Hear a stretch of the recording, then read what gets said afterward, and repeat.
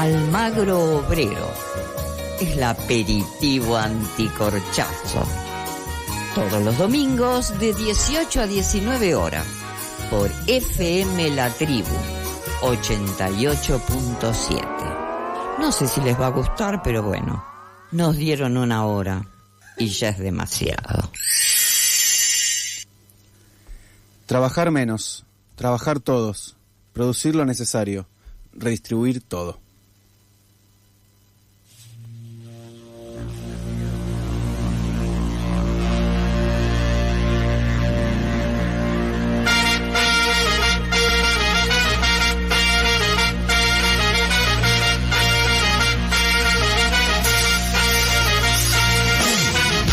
Bienvenidos, bienvenidas, bienvenidos una vez más a este Almagro Obrero, el aperitivo anticorchazo de cada domingo. Y esto es un aplauso en vivo porque estamos muy contentos. Mi nombre es Fabio Rivarola, militante de la Asamblea Barrial de la Plaza Almagro. Tengo una mesaza hoy, tengo unos compañeros de lujos que van a habitar este suelo de la tribu una vez más. Querido Fede, ¿cómo estás, amigo? Muy buenas tardes, Fabio. La verdad que tengo un día bastante malo, no te voy a mentir. Okay. ¿Viste cuando te levantás de mal humor y que todo sale mal? Bueno, no me salió todo mal, la verdad que, pero bueno, qué sé yo, hay días que son esos días que tenés bronca. Bueno, qué sé yo, hoy me levanté con bronca, ¿qué te puedo decir? Bueno, lo bueno está reconocerlo, habitarlo y después transitarlo. Tal vez tenemos una horita para ver si lo podemos cambiar. Es mi propósito, me pongo como misión cambiar el humor a mi compañero amigo Federico. Bueno, mucha suerte con eso. Arturo, querido, bienvenido una vez más. Buenas, sí, acá estoy. Y estoy contento que vos tengas el mal humor, Fede, porque la semana pasada yo estaba bastante para atrás y hoy estoy muy bien, así que quizás me absorbiste la mala onda y eso me pone muy bien. O sea, me pone bien estar bien yo y me pone bien que vos estés mal. Pues soy mala gente. No, mentira. Ay, pero qué puto malo, la puta madre. No, mentira.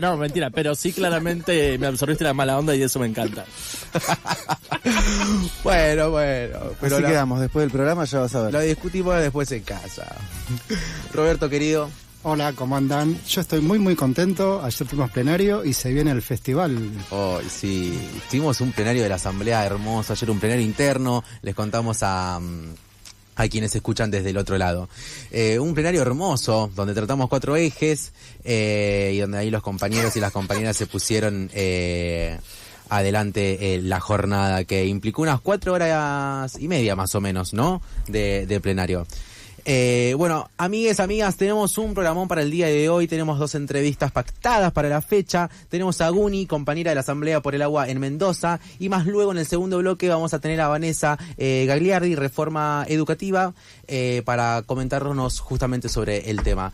Amigo, si nos quieren comunicar, contactar, chusmearnos, hablarnos, ¿por dónde se pueden comunicar? Lo pueden hacer por WhatsApp, al WhatsApp de la tribu, el 11 31 26 0887. Nos pueden llamar por teléfono fijo también al 48640489, y también nos pueden contactar al Instagram de la Asamblea Plaza Almagro, que es @Asamblea Plaza Almagro con AA, nunca AAA.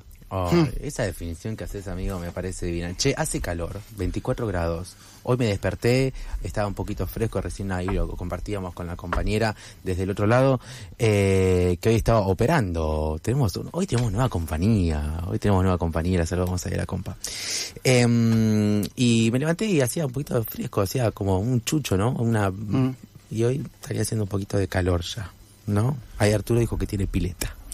Sí, tengo pileta, no es mía, pero la puedes compartir. Sí, por supuesto, todo Plaza Almagro y los que quieran. Nos vas a invitar a todos. Invitadísimos. Vas a tomar, podemos hacer la toma. La toma de la pileta, me encanta. La toma de la pileta. Imagínate, enero y febrero acá, claramente. Todo enero y febrero, claro, porque aparte nosotros nos vamos a tomar vacaciones en enero y febrero. Pero tenemos el proyecto Pelo Pincho para Plaza Almagro también. Claro, proyecto Pelo Pincho, en el medio del mástil vamos a... Ahí que van a estar muy contentos. Bueno, amigues, nos vamos a ir con el primer tema Iken del día del querido Piti. Vamos con no sé cuánto. Muchas gracias.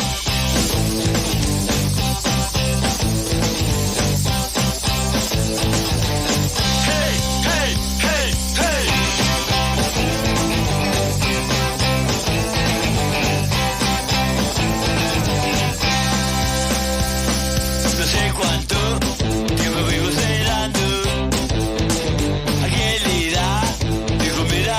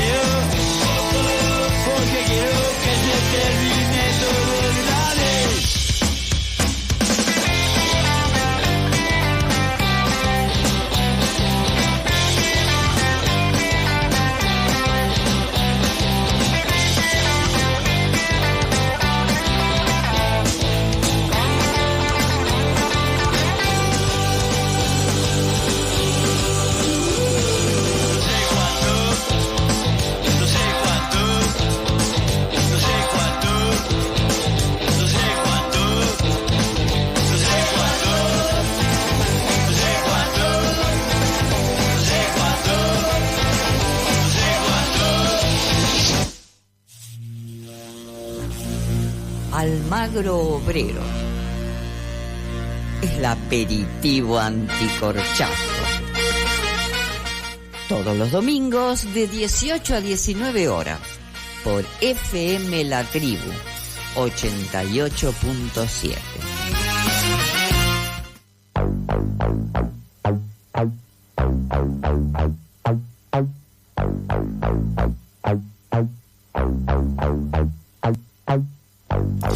Muy bien, 24 grados en toda la ciudad y como bien anunciábamos al principio, en el inicio de este Almagro Obrero, vamos a entrevistar a María Teresa Cañas, a quien le dicen Guni. Nació y vive en Mendoza, es bromatóloga, profesora de biología, actualmente está jubilada, forma parte de la Cátedra de Soberanía Alimentaria de la Universidad Nacional de Cuyo, la Asamblea Popular por el Agua del Gran Mendoza, colectivos ecofeministas, las Pibas del Agua y feministas anti-extractivistas del sur. Y la organización crece desde el pie. Y justamente para todo esto, el 9 de diciembre, el Senado de Mendoza aprobó la declaración de impacto ambiental para la explotación de Proyecto San Jorge Cobre mendocino, ratificando lo ya aprobado en la Cámara de Diputados. Afuera, miles de personas, compañeros y compañeras, llegadas desde distintos puntos de la provincia, justamente se manifestaron contra el proyecto. Más tarde, al momento de desconcentrar, ni más ni menos, una vez más, la policía reprimió. Querida Guni, bienvenida. ¿Se escucha ahí, del otro lado?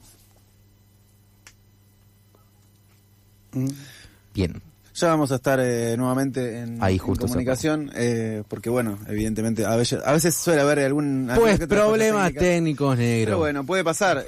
Comentábamos justamente el inconveniente que hubo en Mendoza, porque bueno, evidentemente la policía nuevamente reprimió una manifestación, en este caso luchando por el agua en Mendoza, porque claramente los ríos corren serio peligro de contaminación.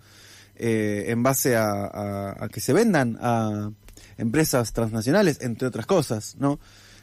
¿Por qué tendríamos que ceder soberanía de nuestros ríos, ceder nuestro territorio a empresas transnacionales? ¿Cuál es el objetivo? Digo, ya se ha votado y han salido electos y la gente ha votado justamente estos representantes, y estos representantes han dicho, bueno, vamos a vender el agua o a regalar el agua, no sé, llámenlo como quieran, es justo, no es justo, yo creo que no, pero... Bueno, ahora vamos a hablar bien con Guni, ¿no? Pero yo no me queda claro, vos por ahí, Fede, sabés, ¿cómo es el tema? Digamos, esta declaración del impacto ambiental, ¿ya está? Ah, está. Bueno, última se lo preguntamos a ella. Sí. Iba a preguntar. Querida Guni, ¿cómo estás? Bienvenida. ¿Qué tal, gente? Muy buenas tardes ahí a toda la gente en la radio La Tribu, que es un lugar que siempre resuena en las luchas populares. Así que muchas gracias por el reportaje. Ay, no, para nosotros es un placer tenerte en llamada, poder charlar hoy con vos. Y en estos días tan álgidos que nos tienen tan angustiados. Siento a todos, a todas y a todes. Guni, bueno, agradecerte siempre, en primera instancia, compañera. Muchas gracias. Preguntarte qué es el proyecto justamente Minero San Jorge y por qué generó una movilización popular tan fuerte como vimos en estos días. Bueno, el proyecto Megaminero San Jorge es un proyecto de larga data, es un proyecto que se llama Proyecto San Jorge y ahora cambió de denominación, PSJ Cobre Mendocino, pero es un refrito del proyecto que se presentó y rechazamos en el mismo procedimiento que ahora ha sido aprobado, se rechazó en el año 2011. Es un proyecto de cobre, también de oro y también de plata, que se encuentra en Uspallata, 35 kilómetros de la villa cabecera de Uspallata, en las nacientes del río Mendoza. Y esto es muy importante porque aguas abajo del río Mendoza vivimos o tomamos agua de toda esta cuenca 3 de cada 4 mendocinos. Entonces, para nosotros es un lugar caro por ser nuestra provisión de agua, pero también porque no queremos que haya megaminería en un lugar, porque es un combo extractivista que no sirve, no trae nada para los lugares y realmente es algo que está actuando con un alto grado de imposición. Este proyecto megaminero tiene que cumplir con la ley 7722, una ley lograda por el pueblo, esta ley hace que todos los proyectos de minería metalífera tengan que pasar, primero no pueden usar sustancias tóxicas como el cianuro, como el ácido sulfúrico y el mercurio, y en segundo lugar, los proyectos de minería metalífera tienen que pasar por la legislatura para ser aprobados, que es lo que acaba de pasar, y lo que no pasó en el 2011. En el 2011 se ha rechazado, hubo muchos cuestionamientos a la 7722, y bueno, y ya la ley 7722 se declaró constitucional a nivel provincial, y de ahí el proyecto minero San Jorge elevó una queja a la Corte Suprema de Justicia de la Nación, y la Corte Suprema de Justicia de la Nación declaró constitucional a la 7722. Lo único le dijo que esa parte, la de otras sustancias tóxicas, era una indeterminación y entonces no quedaba válido. Entonces, San Jorge, haciendo uso de esa queja que le salió favorable nada más que en ese poquito tramo, ha presentado un proyecto en el que usan santato, que es absolutamente tóxico, y es una de las cosas que no ha sido respondida, es uno de los cuestionamientos graves que le hace la Fundación Universidad Nacional de Cuyo, la Facultad de Medicina, sobre el uso de santatos y otras sustancias tóxicas, otras 3 más, y bueno, y así fue acumulando un montón de falencias, y en ese estado de condicionalidad entró a la legislatura y fue aprobada primero por diputados y, digamos la verdad, sin una gran movilización. Éramos muchos, pero no el gran grado de movilización actual. Pero cuando la gente empezó a enterarse de la gravedad de este asunto, de que iba a ser aprobado y refrendado todo esto por el Senado, porque los números le dan al cornejísmo, tiene la suma total del poder, y le dan los números, tienen mayoría absoluta, bueno, la cuestión es que la gente se movilizó exponencialmente. Debo decir que lo que está pasando es una exponencialidad, y se ha logrado romper esto, el cerco mediático, que es una de las principales cosas que tenemos en Mendoza. Los medios obedecen a Cornejo porque la pauta es muy grande. Entonces, digamos que este cerco mediático ha sido difícil de romper, ha sido difícil de estar, pero la gente que veo que el gobierno dice una cosa y la gente dice otra, no importa que lo haya votado. Digamos que la lucha por el agua es transversal a la ideología política y es transversal a muchas otras cosas. Entonces se ve la multiplicación por todos lados. Hola, Uni, tengo una preguntita. ¿Qué consecuencias tiene el proyecto para el agua en cuanto al uso del agua en Mendoza? En primer lugar es que no les va a alcanzar el agua. Estamos viviendo en lo que se llama una mega sequía. La comunidad científica habla de que estamos viviendo una mega sequía, que significa que hay menos precipitaciones y por lo tanto menos escurrimiento. Nosotros vivimos del agua que baja de la montaña, y eso es cada vez más escaso. De hecho, este año el pronóstico de escurrimiento es muy notable, entre el 60% de lo que debiera ser en un año normal. Y la cuenca de donde se sacaría el agua de la minera directamente implicaría secarse el arroyo El Tigre, que es un arroyo endorreico, pero ustedes saben que cualquier agua, sea cuenca exorreica o endorreica, significa que nace o muere en el mismo terreno, no importa, no les alcanza. Ese es el primero. Y segundo, la posibilidad de contaminación.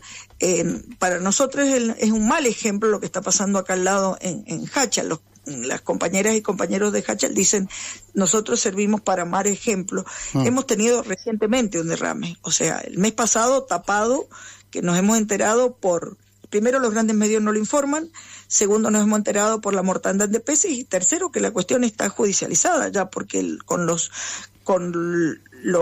informes que hicieron la Universidad Nacional de Cuyo, da cuenta de presencia de cloro, lo que significa que están tapando un derrame. Y ni que hablar toda la acumulación de metales pesados, que también son acumulativos en los ecosistemas. Y bueno, todo eso es un combo que no creemos que suceda en Mendoza en cuanto al agua, ¿no? Vos me preguntaste nada más que en lo hídrico. tenemos mucho más para decir. Acabo de decir la toxicidad de las sustancias como el santato, el óxido de calcio, todo eso que no ha sido contestado en esta declaración de impacto ambiental, que son los grandes condicionamientos. Puedo decir que es un 70% de condicionamiento que tiene eso, y en ese estado ha sido aprobado. Sí. Hablando de ese tema, hay un informe del CONICET que lo han bajado. Hay un informe del CONICET que lo han bajado de la página del CONICET. ¿Puedes comentar algo de eso y las consecuencias de la biodiversidad que pasó con eso?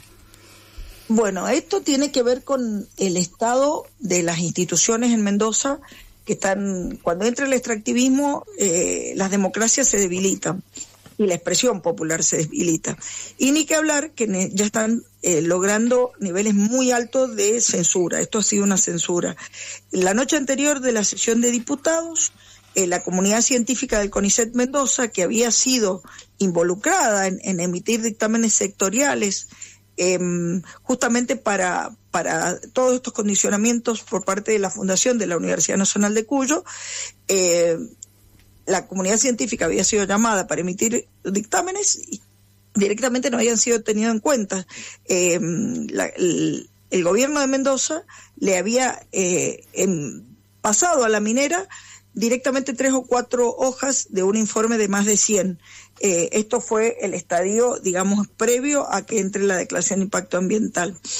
Entonces, mucha gente se sintió directamente involucrada en esto de cómo nosotros dijimos que esto no puede ser, y lo están haciendo. La noche anterior a la sesión de diputados, estamos hablando de esto casi 20 días atrás, un mes atrás, largan un duro informe en la página oficial del CONICET Mendoza, y en la mañana siguiente, a mitad de mañana, eso fue removido, y hicieron correr en los grandes medios de comunicación de Mendoza que había sido un hackeo, o que eran manifestantes o infiltrados antimineros dentro de la misma institución, siempre desprestigiando, ¿no? Se han encargado mucho de desprestigiar a la comunidad científica, y se escribió un escueto comunicado directamente en donde se apoyaba el desarrollo sustentable, o sea, un verso en la misma sintonía que el gobierno. Y después hemos podido tener este comunicado porque salió la Asamblea de Trabajadores y Trabajadoras del CONICET Mendoza, en que lo volvió público, y lo cual sabemos que hubo muchas presiones y de todos lados, por lo que fue bajado, pero el comunicado lo tenemos. Y también otra cosa muy importante es que dentro del mismo Senado, antes de cuando estuvieron, el martes sesionó la sesión legislativa del Senado, y directamente fue una zona liberada, fue una zona que le dijeron a los empleados que no fueran a trabajar, y bueno, la gente que votó, los pocos que votaron en contra, porque debo decir que la mitad del peronismo votó a favor del proyecto San Jorge, lo cual también dio en la cara de los militantes que habían exigido una carta de las bases, había exigido que rechazaran el proyecto. O sea que estamos viendo cómo hay una transversalidad también en el poder que, por el saqueo y por el lobby megaminero. Esto es muy importante porque estamos viendo, insisto, cómo se va vulnerando y cómo los medios de comunicación, que son los voceros del gobierno y de la minera, siguen haciendo de las suyas, y esto sigue avanzando.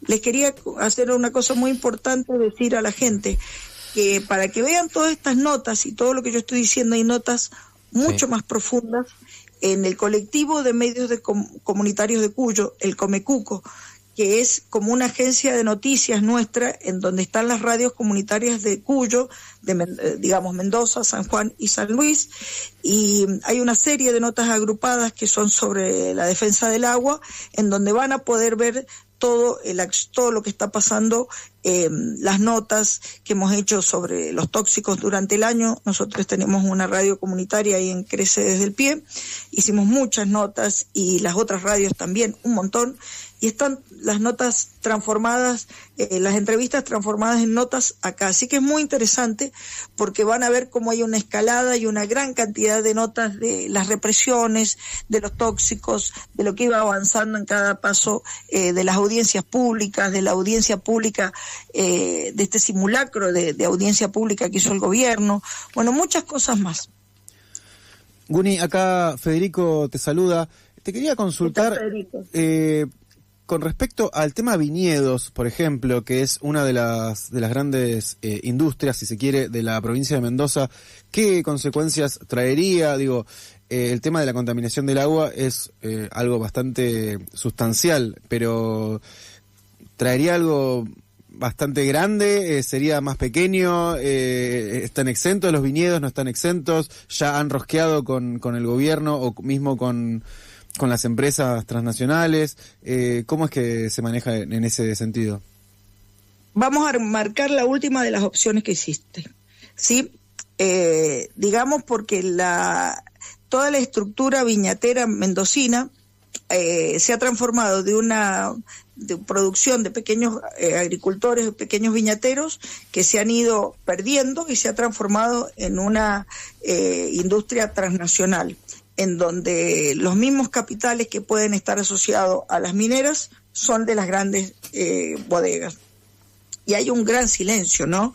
Incluso he visto algunas notas de algunos popes del vino pidiendo la minería porque con eso harían más canales de riego. O sea, tienen todo ese verso de que las regalías de la minería irían a parar para las obras de riego y en realidad nada de esto sucedería. Lo que pasa es que tienen esta complicidad, obviamente, que de aquí que empiece la minera, de aquí que todo esto que no va a empezar, acá hay un gran convencimiento de que como queda un largo camino judicial, está tan plagado de errores, tan plagado de inconstitucionalidades que también esa es una vía que va a tener que recurrirse.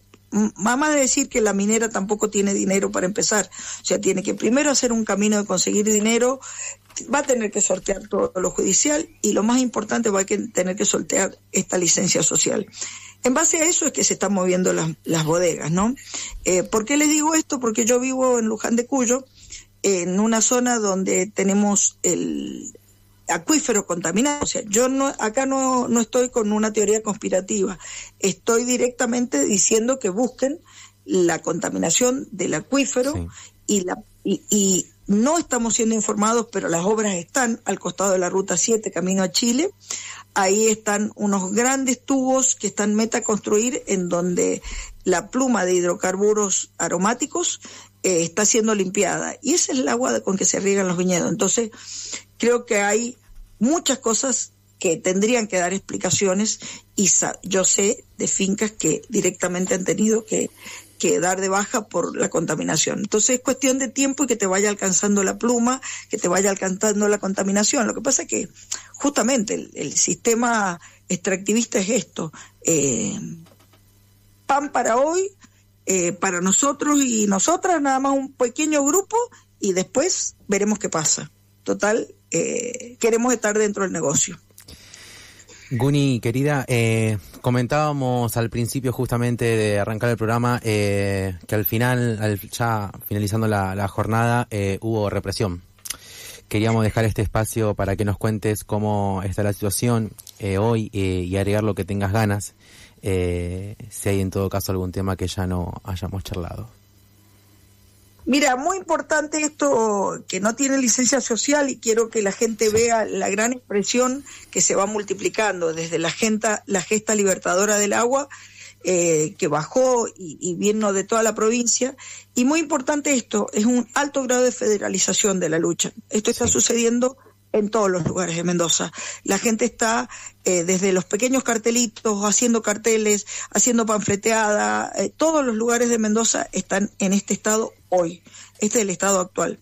El estado actual también del gobierno es la represión. Empezó el año con detener compañeros y compañeras, en realidad 2 compañeros en Uspallata, y este es un estado de escalada, de represión, de persecución. Las otras noches hubo una cacería directamente, que emulando lo que en Buenos Aires han podido hacer también los compañeros gráficos, lograr muchas imágenes para poder reconstruir los hechos.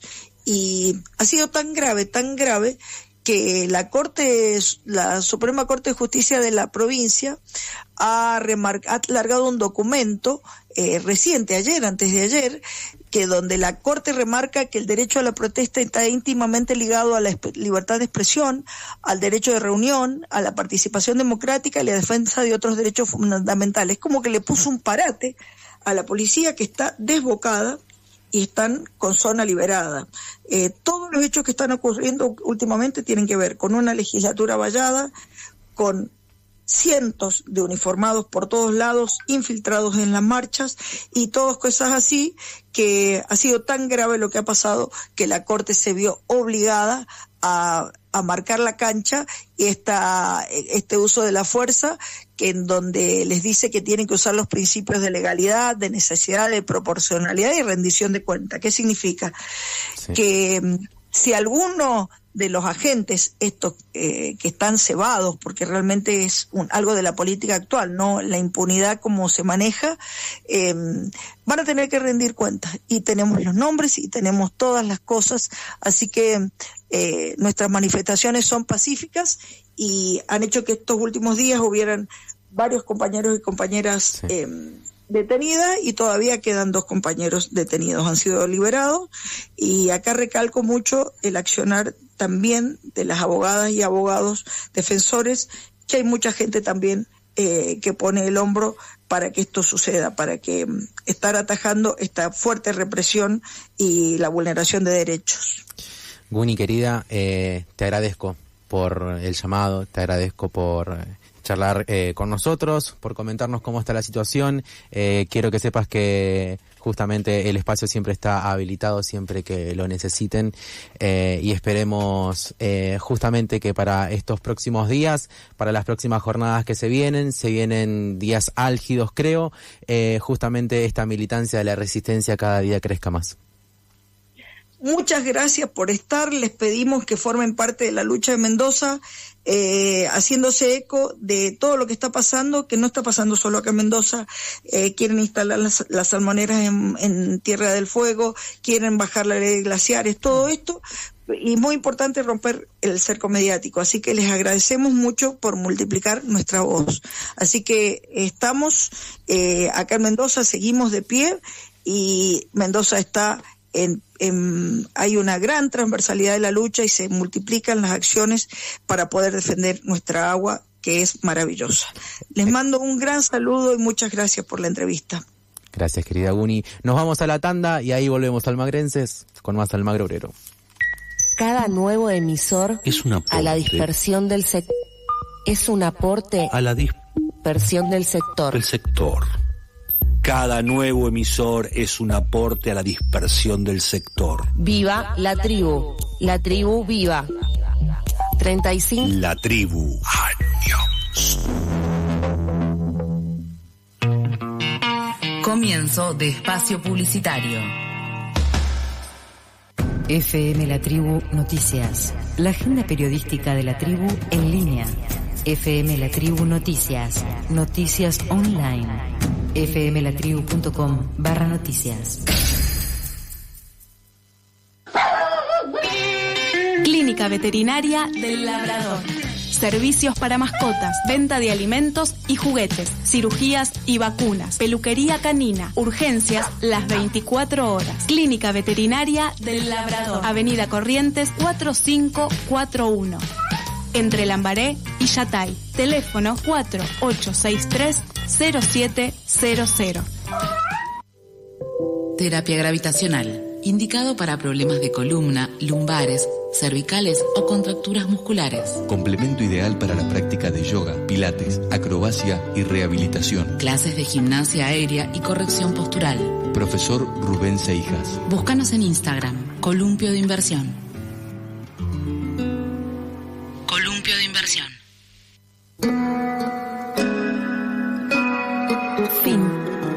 Espacio publicitario.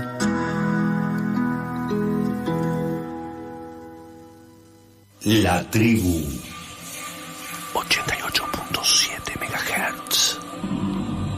fmlatribu.com. Descubrir la potencia política de caminar sin huella. Descubrir la potencia política de caminar sin huella. La Tribu Viva. ¿Qué onda? Acá Willy Bronca reportándose directamente desde la EMPA, Escuela de Música Popular de Avellaneda. Le mando un saludo ahí muy grande a toda la gente de Almagro Obrero, que sigan rompiendo ahí con la radio. Aguante Almagro, pa. Vení vos. Sí, vos. Ya que agarraste el micrófono, te escuchamos. Tengo varias preguntas para hacer, pero con la mejor, ¿eh? Pues, pará, ¿es un interrogatorio? Entrevista en Almagro Obrero.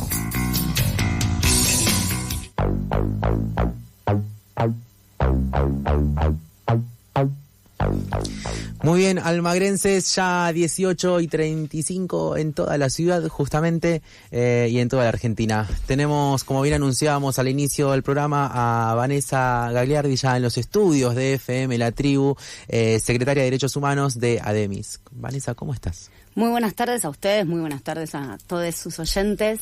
Estamos bien. Estamos bien. Atravesando este momento particular. Que es un montón, ¿no? decir eso. Todavía. Es un montón decir eso. Sí. Bueno, Vanessa, secretaria de Derechos Humanos de ADEMIS y docente. Docente por sobre de una todas escuela las secundaria. Cosas. Por sobre todas las cosas. Muy defensora de la escuela pública. Defensora de la... Bueno, que para esa instancia yo que siento de que esa definición es una definición además de clara, pero jugada. En este contexto, sí. ¿No Hoy está así? Puesto muy en debate. No solo qué es la educación, sino qué es la educación pública. Y qué rol jugamos los docentes, las familias, bueno, y el propio Estado. Sí, sin duda alguna. Justamente el documento que publicó el Consejo de Mayo con el proyecto de ley le da protagonismo a la familia como gestora primordial de la educación. Frente a las instituciones, ¿no? La familia es el agente natural y primario de la educación de los hijos, entre comillas. ¿Qué crees? ¿Qué rol te parece que tiene la familia en la educación de una persona? Mira, a mí me parece que si la familia educa o no educa no es un debate.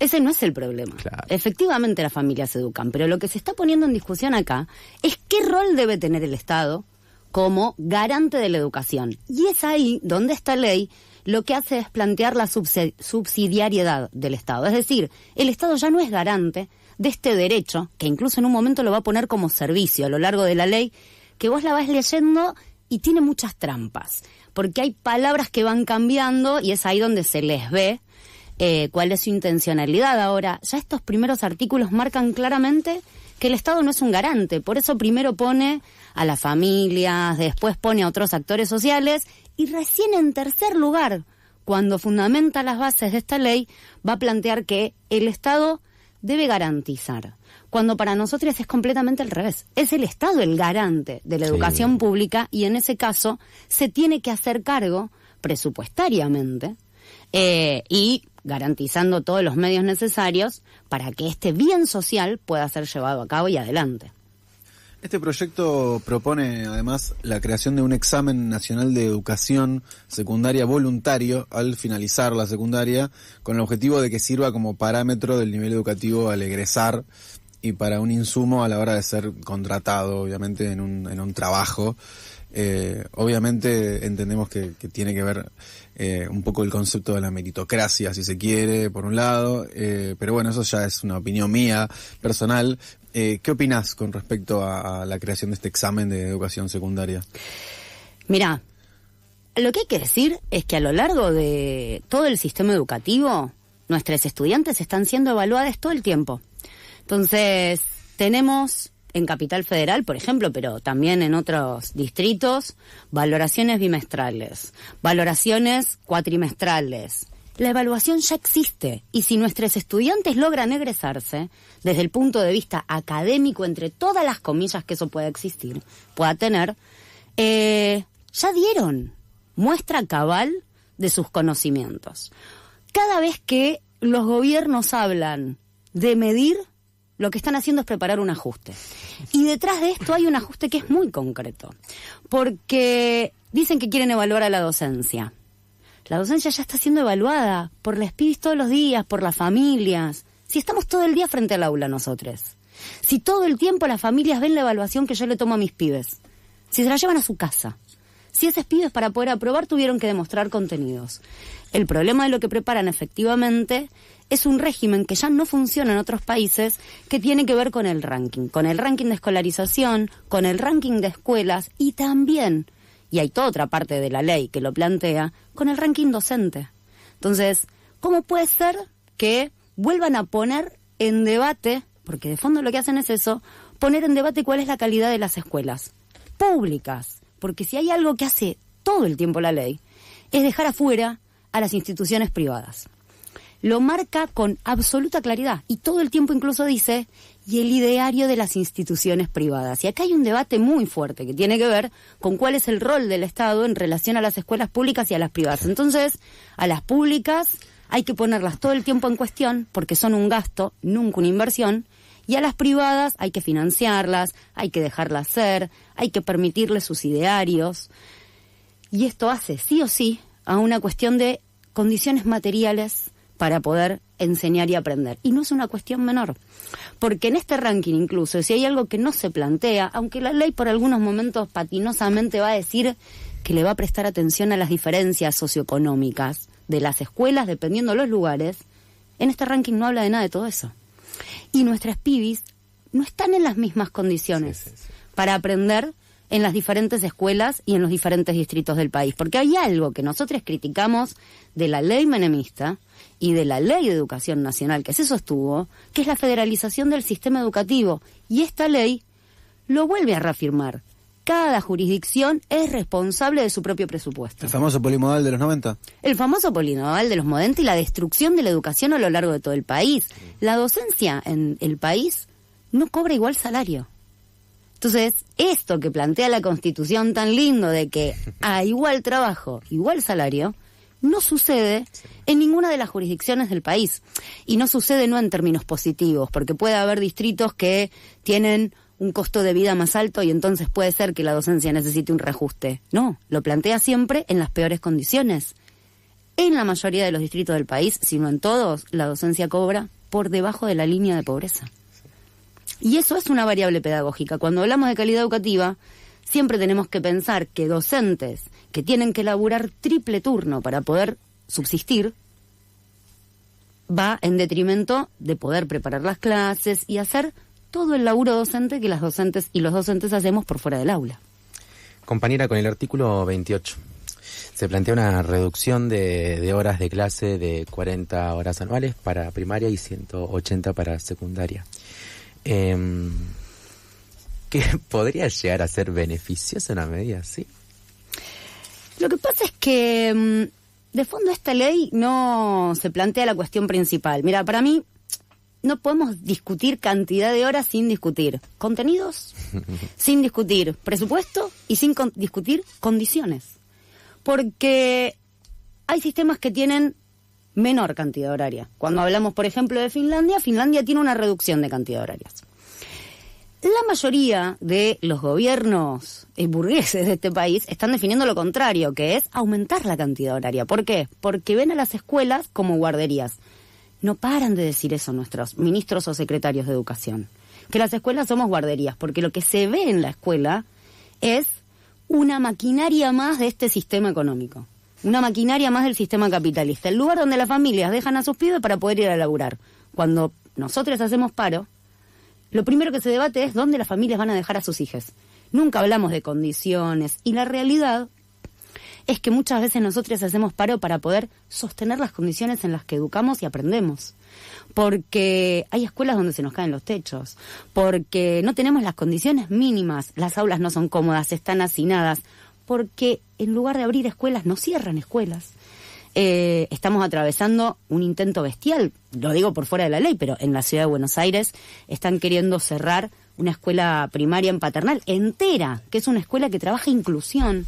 Entonces, cuando la docencia hace paro, defiende esas condiciones de enseñar y de aprender. No es una cuestión menor. Entonces, cuando esta ley plantea reducción, a nosotros nos parece que eso va a terminar siendo un debate entre los propios gobernadores, porque todo el mundo apuesta a lo contrario.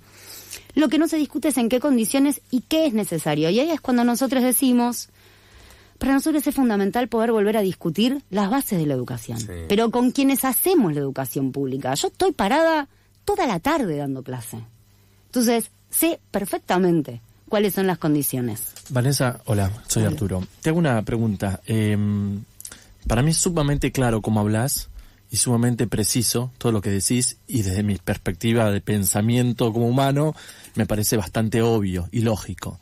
Y fui educado en la universidad pública, fui educado en escuelas públicas y privadas, y en distintos momentos de mi vida he ido a escuelas de bajos recursos o mejores y demás. Ahora bien, mi pregunta, teniendo en cuenta ya quién soy y de dónde vengo, es, teniendo en cuenta que para mí es totalmente obvio lo que vos planteás, ¿cómo podemos hacer o cómo hacen ustedes para que lo obvio lo entiendan las familias y no se pongan siempre tan en contra de, por ejemplo, un paro? Porque para mí es recontra obvio y recontra lógico lo que vos decís, porque también lo veo en amigos y familia, el tema pero hubo paro todo el día, no sé qué hacer con los pibes, no sé dónde meterlos, no te llevo al laburo, tengo que suspender, tengo que hacer home office. Algo tan básico, entiendo todo lo que vos estás diciendo y me parece maravilloso por dónde vas. Pero digo, en algo tan obvio como decir, necesitamos que las familias nos apoyen, no que se pongan en contra nuestro y que digan que somos unos vagos. ¿Qué se te ocurre que podemos hacer o qué se te ocurre que podemos decir nosotros que pensamos como vos en una situación así? Como para lograr sumar más gente de este lado de la grieta, ponele. Mira, lo primero que te quiero decir es que en general los medios masivos de comunicación hacen una utilización bastante particular de esto. Porque yo laburo con familias todos los días y hago paro todas las veces que hay que hacer paro. Es más, es probable que el jueves que viene haga paro para ir a la movilización. Y mis pibes se están rindiendo. Y yo laburo con esas familias y lo entienden. Pero claro, generalmente suelen ser, o tener más eco, los grupos de familias que hablan en contra de la educación. Cuando están las familias abrazando la escuela, ¿qué hacen? Los ministros y las ministras de educación dicen, si vos cuidás a la escuela pública, yo te denuncio y te meto un juicio. Eso es lo que están haciendo. Entonces, hay una base social que generalmente nos apoya y por eso todavía hay escuela pública. Porque si eso no sucediera... ¿Puedo decir que podríamos estar peor? Por supuesto que sí, por supuesto que sí. Yo creo que hay una gran base social que defiende la educación pública y la universidad pública. Y que ellos quieren avanzar en contra de esto. En segundo lugar, a mí me parece fundamental los espacios que tenemos en los medios que sí nos dejan, como ustedes, que nos dan la posibilidad de hablar. Y yo creo que es una batalla que se da hablando, dialogando, y también es una batalla que se da en las calles. Nosotros desde ADEMIS sacamos todo el tiempo cartas abiertas a las familias, nos juntamos en la entrada, en la salida, para poder explicar justamente esto, que muchas veces los paros no son por salario, que es lo que intentan hacerle creer a la gente. Porque, ojo, nosotros no defendemos esta educación así como está. Para nosotros la educación está en crisis absoluta. El gran problema es que no vamos a poder discutirlo en el marco de este tipo de gobiernos, o en el marco incluso de gobiernos anteriores, porque hay que decir que Néstor, Cristina, el gobierno de Alberto Fernández, ninguno resolvió los problemas centrales de la educación. Y ahí hay un punto también que quiero decir antes, que es CETERA, como principal central de trabajadores de la educación, viene permitiendo y legalizando todas estas cosas. La ley menemista, la ley nacional de educación, y no está llamando a hacer nada para intentar debatir esta ley, que es muy nefasta, que es de las más nefastas en el último periodo, sin duda, y que profundiza cosas que nosotros ya criticábamos de las leyes anteriores. Vanessa, con respecto justamente a esta cuestión de la transversalidad de la defensa de los derechos educativos, por decirlo de alguna manera, entendemos que también está UTA, por ejemplo, o SUTEBA, como otros de los sindicatos vinculados a educación. ¿Tienen algún tipo de contacto, no solamente en la acción, sino en la resistencia y en la opinión en cuanto a lo que es la defensa de los derechos docentes? Mira, la verdad es que la UTE, SUTEBA y no los UTEBAs multicolores, sino los sindicatos conducidos generalmente por la Celeste, que están alineados con la conducción de CETERA, más allá de que nos cruzamos en las escuelas, con afiliades. La conducción nunca baja a las escuelas. De hecho, yo soy parte del consejo directivo de ADEMIS y yo laburo un turno, porque es un debate dentro de mi propio sindicato. Porque nosotros, como representantes de la docencia, no lo buscamos para salir del aula. Al contrario, por eso laburamos todos nosotros. No hay nadie del consejo directivo de mi sindicato que no labure en una escuela pública. Porque tiene que ver con que no importa en realidad con qué sindicato estés afiliado, los problemas son los mismos y es una vergüenza que esos sindicatos estén absolutamente inmovilizados, pero que esa omisión lo que hace es garantizar una acción concreta, que es dejar que pase en la Ciudad de Buenos Aires planes nefastos, como el Buenos Aires Aprende, que lo hace Jorge Macri, y uno podría decir, bueno, pero la UTE está en contra. Bueno, no le hizo casi ningún paro en todo este tiempo. Suteba lo mismo en provincia, aunque es con Kicillof, y Cetera a nivel nacional. No llamó a nada, salvo cuando la base docente se indigna. No llamó a parar, pero ni en la defensa de las universidades ni el Garrahan. Pero es vergonzoso. Entonces uno se puede cruzar con los dirigentes de esos sindicatos y la realidad es que después le echan la culpa a la docencia. No, a la docencia no le da, votaron a Macri. Bueno, amigues, muchas de nosotros estamos acá queriendo organizarnos en asambleas democráticas para definir qué plan de acción queremos tener. Y después podremos incluso discutir si paro sí, paro no, paro activo, abrazos, lo que sea. Pero las comunidades educativas terminan organizándose a pesar de las burocracias sindicales, no con la ayuda. Vos fijate una cosa, el jueves que viene hay una movilización porque empieza la reforma laboral. La CGT llama a un paro tardío, en realidad llama a una movilización tardía. No, el paro lo seguimos esperando. Por eso, llama una movilización tardía. ¿Dónde se discute? En el Congreso. ¿A dónde va la CGT? A Plaza de Mayo. ¿Qué es lo que deberíamos tener? Un paro general. ¿Qué es lo que no hizo la CGT en todo este periodo? Un paro y un plan de lucha. Bueno, están echando trabajadores de la educación en Ciudad de Buenos Aires, pero también están echando laburantes de un montón de lados. A los jubilados los cagan a palos. Hay una estrategia, todos los miércoles, hay una estrategia negacionista muy bestial que nos pone todavía más en jaque de cara a los 50 años, el 24 de marzo del año que viene. Entonces, nosotros estamos discutiendo reforma educativa, podemos discutir reforma laboral, es reforma previsional, es reforma fiscal, es reforma del Código Penal. No son reformas aisladas, es una reforma a las bases estructurales de este país, que para mí no estaban bien, pero estas reformas son aún peores y nos dejan en peores condiciones en absolutamente todos nuestros derechos. Que hace 100 años, digamos, ¿no? Absolutamente, claro. Compañera, Almagro Obrero, este programa es parte de, o es una comisión más bien de la Asamblea de Vecinos Autoconvocados de Almagro, justamente. Y con el método democrático con el que militamos y trabajamos esta asamblea es mediante mociones y obviamente después en todo caso votamos a mano alzada.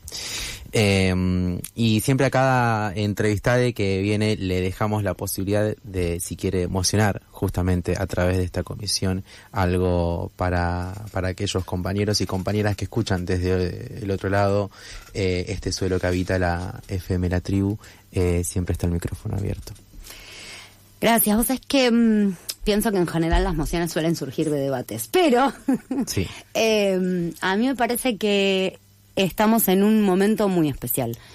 Creo que es fundamental que el jueves que viene nos movilicemos todos los que podamos. Para nosotros, desde Alternativa Docente y el MST en el FITU del que soy parte, es el inicio de un plan de movilizaciones que haremos, como hemos venido haciendo a lo largo de todo este tiempo, junto con trabajadores y trabajadoras. Creo que es importante saber que se le puede ganar a este gobierno. El Garrahan demostró eso. El Garrahan, con una lucha en unidad de acción en las calles, asambleas, debates democráticos, logró ganar un aumento del 61%, logró contrarrestarle el veto a este gobierno como 4 veces, lo mismo la educación, y hay que lograr, mediante la movilización, que eso se sostenga. Y creo que en el caso de la educación pública hay un debate fundamental porque el Estado quiere desentenderse de esto. Y hay otro punto que es muy importante, que tiene que ver con esta idea de que la educación puede darse en sus casas, que es un punto fundamental y fortalece la privatización del sistema educativo. Para nosotros es importante que ya no haya más subsidios a las escuelas privadas. El que quiera una escuela privada, ok, que pueda acceder a esa escuela privada, pero que todos esos fondos, que según esta ley, de ahora en más van a ser 50 y 50, porque habla de igualdad, entre entre subsidios a la escuela privada y bancar a la escuela pública, es guita que necesitamos en las escuelas públicas, porque en muchos casos la docencia es la misma. La única diferencia son las condiciones en las que enseñamos y aprendemos en un lado y en el otro. Y después está, por supuesto, toda esta cuestión de que el Estado tiene que ser responsable de garantizar la cientificidad de los contenidos, la laicidad de los contenidos. Hoy en día todo eso está puesto en juego. Y creo que tenemos que lograr como comunidades educativas de conjunto darnos el debate para poder salir a defender estas cuestiones organizadamente y en las calles. Vanessa, te hago una consulta más.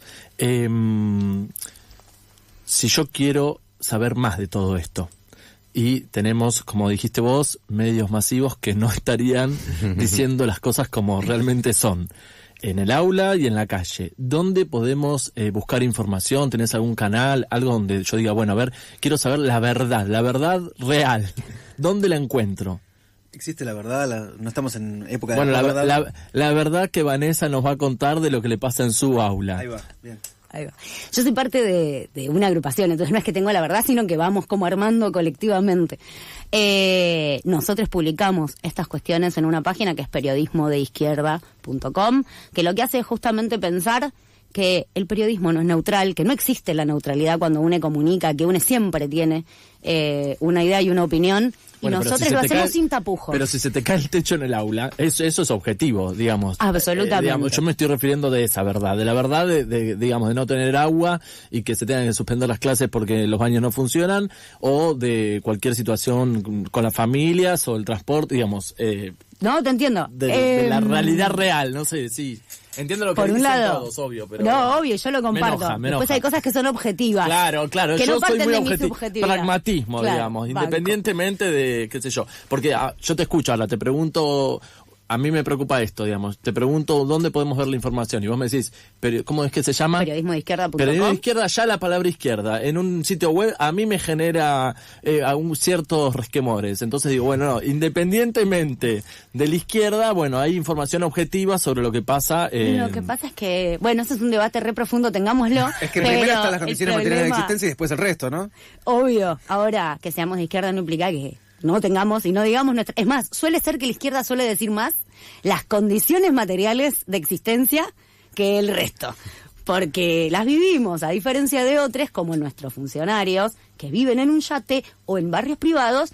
Yo vivo en Flores, voy a la escuela pública en el barrio de Mataderos, viajo en transporte público, no vivo las condiciones materiales de todo el planeta. Eso por un lado. Por otro lado está la página del sindicato, que es la de ADEMIS. Y también están mis redes sociales, que son Vanessa Gagliardi, donde estas cuestiones las vamos analizando y las vamos contando.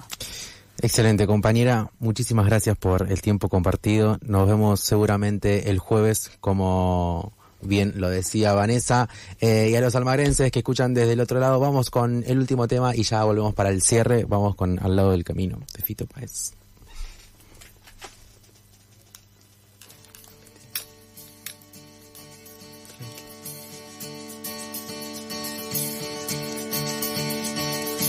Agua, como te deseo, agua, te miro y te quiero, agua, corriendo en el tiempo, agua, bailando en manos del sol,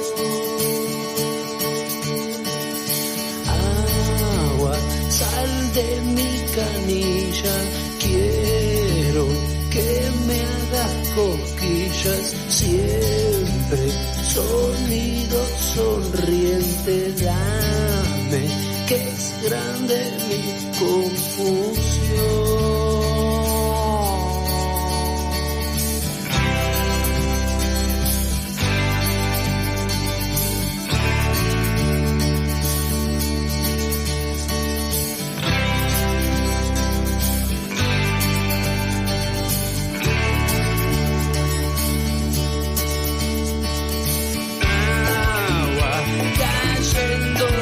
Cielo, agua, con furia y sin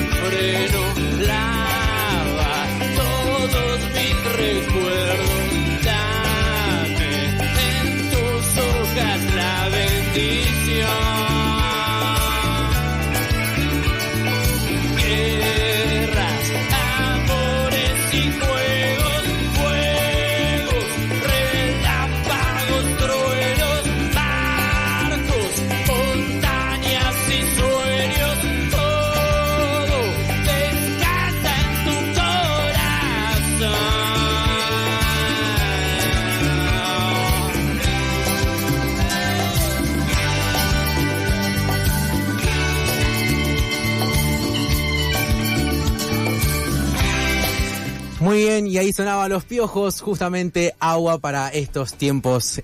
Amigues, se nos fue una vez más, un Almagro obrero, el aperitivo anticorchazo de cada domingo. ¿Cómo terminaste, Fede, el programa? Y bueno, es un poco fortalecedor también escuchar la resistencia colectiva, ¿no? En definitiva, no queda otra que resistir. Hermoso, amigo. Arturo, querido. Ay, me encanta el programa, pero me da bronca que se pase tan rápido. Y además, todas las entrevistas son excelentes. Quiero hacer 800 millones de preguntas. Me encantó, Vanessa, todo lo explicó, la claridad. Clarísima. Me encanta ese programa. Y una cosa, para no pasar por menor. Justamente las 2 entrevistas que estuvimos hoy, 2 compañeras al frente de agrupaciones, compañeras mujeres, que no solamente reivindican la lucha de la clase obrera, o en este caso para cada causa justa que llevan adelante, sino que la lucha feminista. Así que justamente con estas banderas se posiciona la asamblea. Se nos fue el Almagro obrero. Agradecemos a Bea Morales en la locución, agradecemos a toda la asamblea Plaza Almagro que está desde el otro lado escuchando, y a quienes están aquí del otro lado, a Roberto que estuvo en el primer bloque, lo tenemos ahí a Fer, la tenemos acá a Julie, que acaba de ingresar a estos suelos de la tribu, a nuestra compañera y en compañía hoy ahí en la operación.